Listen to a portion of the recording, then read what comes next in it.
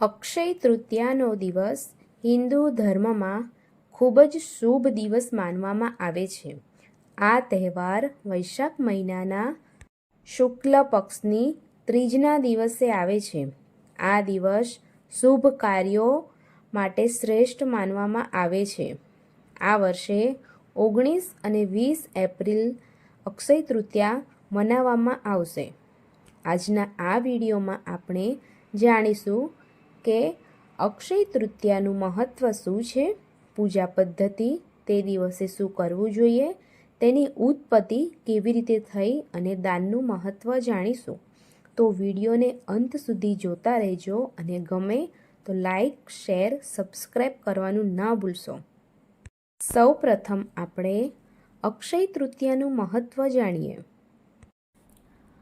અક્ષય તૃતીયાની ઉજવણી વિશે ઘણી માન્યતાઓ છે. ચાલો જાણીએ કેમ છે આ દિવસનું અનેરું મહત્ત્વ.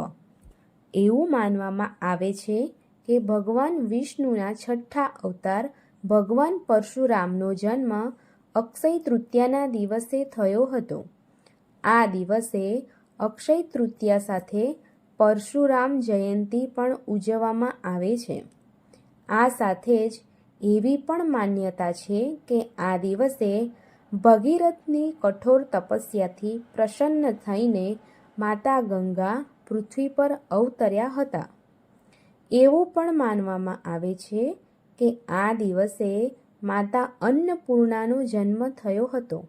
તેથી આ દિવસે રસોડામાં અનાજની પૂજા કરવી જોઈએ. અક્ષય તૃતીયાના દિવસે ભગવાન શંકરે કુબેરજીને મા લક્ષ્મીની પૂજા કરવાનું કહ્યું હતું. તેથી આ દિવસે દેવી લક્ષ્મીની પૂજા કરવાનો નિયમ છે. એવું માનવામાં આવે છે કે નર નારાયણ પણ અક્ષય તૃતીયાના દિવસે અવતર્યા હતા. મહાભારત અનુસાર આ દિવસે કૃષ્ણ ભગવાને પાંડવોને તેમના વનવાસ દરમિયાન અક્ષય પાત્ર આપ્યું હતું. અક્ષય પાત્ર ક્યારેય ખાલી નથી થતું. તે હંમેશા ધન્યથી ભરેલું રહે છે. તેના કારણે પાંડવોને ભોજન મળતું હતું. અક્ષય તૃતીયા સતયુગનો અંત અને ત્રેતાયુગની શરૂઆત દર્શાવે છે.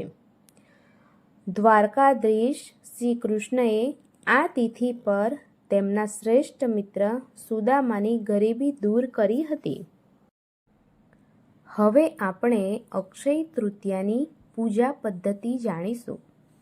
અક્ષય તૃતીયાનો તહેવાર ભગવાન વિષ્ણુના લક્ષ્મીનારાયણ સ્વરૂપને સમર્પિત છે. તે સ્વર્ગના ખજાનચી કુબેરને પણ સમર્પિત છે. આ દિવસે ભક્તોએ બ્રહ્મ મુહૂર્તમાં જાગીને પવિત્ર નદીઓમાં સ્નાન કરવું જોઈએ. જો આ શક્ય ન હોય તો ઘરે ગંગાના પાણીને આપણા નહાવાના પાણીમાં ભેળવીને સ્નાન કરવું જોઈએ. સ્નાન કર્યા પછી હાથમાં પાણી લો અને ઉપવાસ કરવાનો સંકલ્પ લો.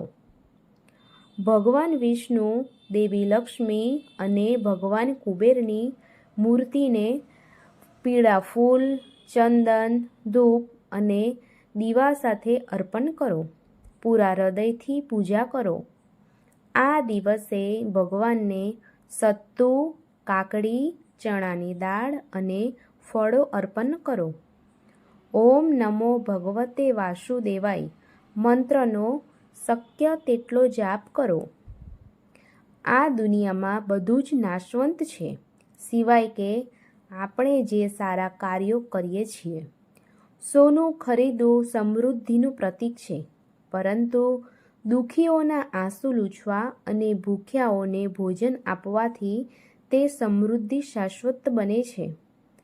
આ અખાત્રીજ ચાલો આપણે ફક્ત પોતાના માટે સમૃદ્ધિ ન શોધીએ, પરંતુ વિશ્વના તમામ જીવોના કલ્યાણ માટે પણ પ્રાર્થના કરીએ.